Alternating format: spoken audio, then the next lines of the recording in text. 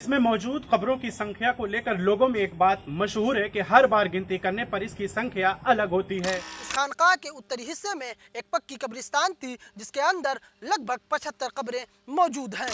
ये कब्र संगमरमर में बदल रही है और वर्तमान में कब्र का आधा हिस्सा तब्दील हो चुका है।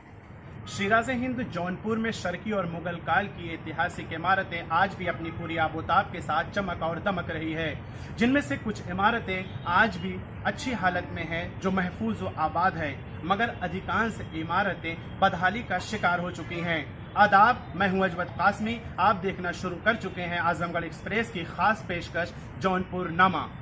उन इमारतों की नक्काशियों को देखकर उन कलाकारों के कला को एहसास कराने के अलावा उन शासकों के इतिहास को जानने के लिए तारीख के पन्ने को पलटने पर मजबूर कर देती हैं।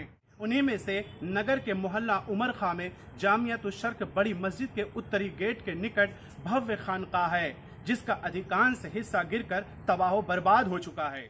इस खानकाह का निर्माण शर्की शासकों ने छात्रों एवं हुफ्फाज़ किराम के रहने के लिए करवाया था, ताकि यहाँ पर होने वाली तिलावत कलाम पाक की वजह से वे हमेशा पुण्य के भागीदारी बने रहें।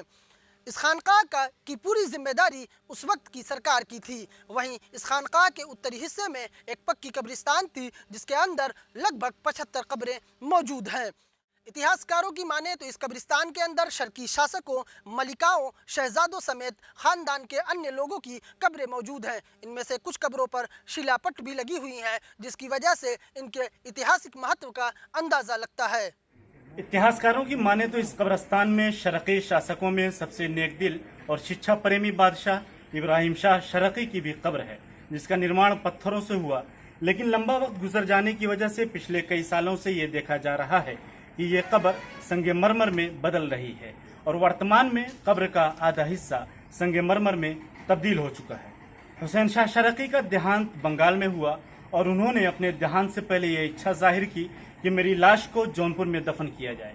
उनके देहांत के बाद उनके इच्छा अनुसार उनकी लाश को जौनपुर में इसी कब्र में दफन किया गया। और जहाँ तक कब्र में परिवर्तन का सवाल है तो ये कीमियाई परिवर्तन की वजह से है। इसे किसी भी चमत्कार से जोड़कर देखना ठीक नहीं, क्योंकि इससे पहले भी कई बुजुर्ग और विद्वान इस दुनिया से गुजर चुके हैं जिनकी कब्र में अभी तक इस तरह का कोई चमत्कार या कोई बदलाव देखने को नहीं मिला। इसमें मौजूद कब्रों की संख्या को लेकर लोगों में एक बात मशहूर है कि हर बार गिनती करने पर इसकी संख्या अलग होती है, जबकि वास्तविकता से इसका कोई लेना देना नहीं है।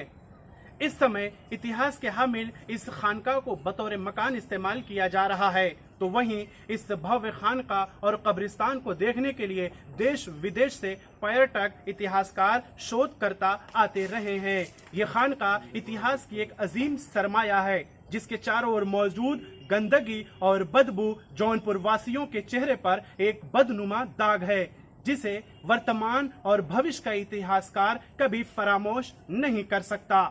इस स्टोरी को तैयार किया है मैंने और जिसमें सहयोग किया है मेरे साथी इम्तियाज अहमद नदवी, अब्दुल हलीम सिद्दीकी, शम्स जौनपुरी ने, और कैमरे के पीछे मौजूद हैं आसिफ आर्यन, अराफात आजमी।